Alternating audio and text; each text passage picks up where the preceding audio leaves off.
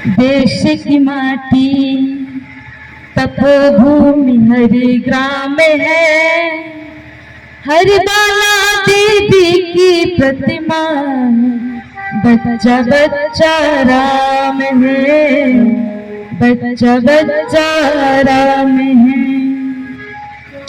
हमारी देश की माटी को एक उपमा दी गई है चंदन की, जिसको हम माथे पर अंकित करते हैं। देश की मिट्टी भी चंदन है। सूर्य प्रकट होता है तो देवता है, चंद्रमा प्रकट होता है तो देवता है। हम हर किसी में अपने माँ को, पिता को, अपने देवताओं को ढूंढते हैं। इसलिए तो ये भूमि ही ऐसी है कि हर संसार माँमय है।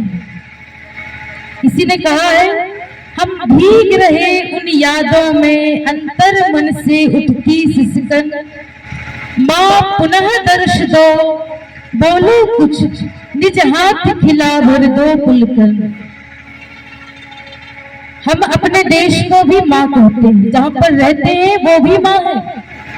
इस पृथ्वी पर चलते हैं तो वो भी माँ है, जल पीते हैं तो वो नदी भी माँ है, और हमारा जन्म भी माँ से होता है, और मरण मृत्यु देवी अर्थात वो भी माँ है।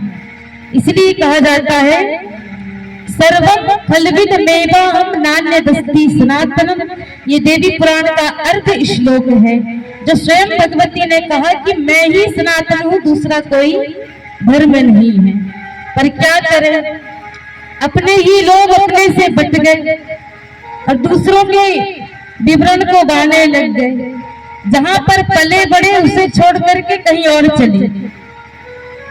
ये तो अन्याय है ना हमारे सनातन के साथ। हम तो हमेशा एक बात कहा करते हैं, प्रभु से यही मांगते हैं कि हे नाथ, अभी देखना, अभी कोई वामपंथी की सभा बड़ी हो जाए ना तो सारे विरोधी जन एकजुट हो जाएंगे, और सनातन के लिए दो चार ही बैठे हो आप, कब आगे आओगे? बाकी जो बचे कुचे थे वो भी घर पहुंच गए।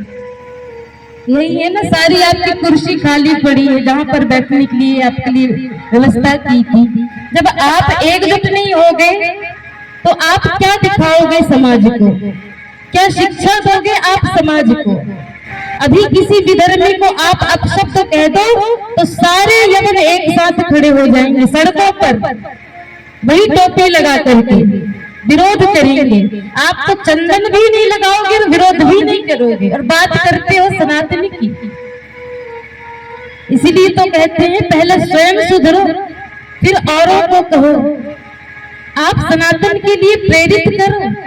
एक सनातन ही यवनों पर भारी पड़ सकता है, एक बात याद रखना। इसलिए हम प्रभु से हमेशा कहते हैं कि हे प्रभु कृपा करो भारत पर। अपने लिए नहीं मांगते, सारी दुनिया तो अपने लिए मंदिर में बस गई और हे भगवान मुझे ये दे दो, पर हम अपने लिए नहीं मांगते। सच्चा सनातनी वही है जो भारत के लिए कहे, भारत माँ से भारत के लिए ही मांगे।